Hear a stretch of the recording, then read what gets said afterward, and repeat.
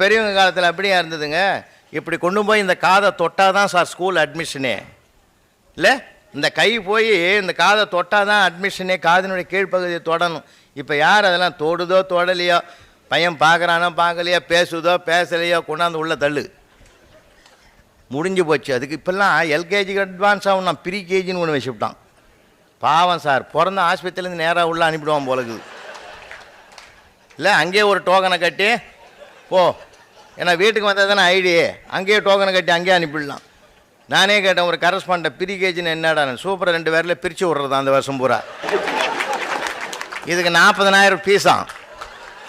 என்கிட்ட ஒரு 400 ரூபா கொடுத்தா நானே அங்கே உட்காந்து பிரித்து கொடுத்தேன்.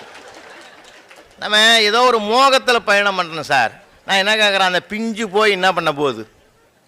பள்ளிக்கூடத்தில் போய் பிஞ்சு போய் என்ன சார் பண்ண போகுது? அந்த ஆரோக்கியமும் போகுது, ஆர்வமும் போகுது, அதுக்கு சிரிக்க தெரியல, பேச தெரியல, எழுத தெரியல. பிற்காலத்தில் அது என்ன எழுது சொல்லுங்கள் பார்ப்போம். ரொம்ப வருத்தமாக இருக்குது சார். அதனால தான் சொல்கிறது, நான் இங்கே பேசவும் தெரியல, எழுதவும் தெரியல. இந்த ஸ்கூல் பசங்களே அப்படி தானே எழுதுனா. எனக்கே ஒரு பையன் தான் சார், 3வது உலக யுத்தம் வந்தால் எப்படா இருக்கும் உலகம், அவன் கதையே எழுதிக்கிறான். 3 பக்கம் எழுதிக்கிறான் சார். அவன் அவ்வளோ மேட்ரு புஸ்தத்திலே கிடையாது.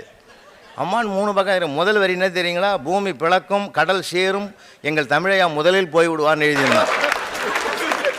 ஆமாம், அவனுக்கு படிப்பு தான் இருக்குதே தவிர பண்பாடு இல்லைன்ற. நான் வெறும் மார்க்கை வாங்கி கட்டின்னு அவன் என்ன பண்ண போகிறாங்க? மதிப்புகள் போயிடுச்சு சார். இப்போ அந்த காலத்தில் அப்படியா இருந்ததுங்க, மதிப்புகள் இருந்தது. நான் நிறைய சொல்கிறது உண்டு. ஐயா அவருடைய சிவானந்த குருகுலத்துக்கு ஒரு தடவை என்னை கூப்பிட்டுருந்தார். அந்த பிள்ளைகளுக்கு நான் சொன்னேன், ஏன்னா மனிதன் உருவாவது 2 இடம். ஒன்று, உயிரும் உடலுமாக வருவது கருவறை. அவன் உலகத்தால் மதிக்கப்படுகிற மனிதனாக வருவது வகுப்பறை.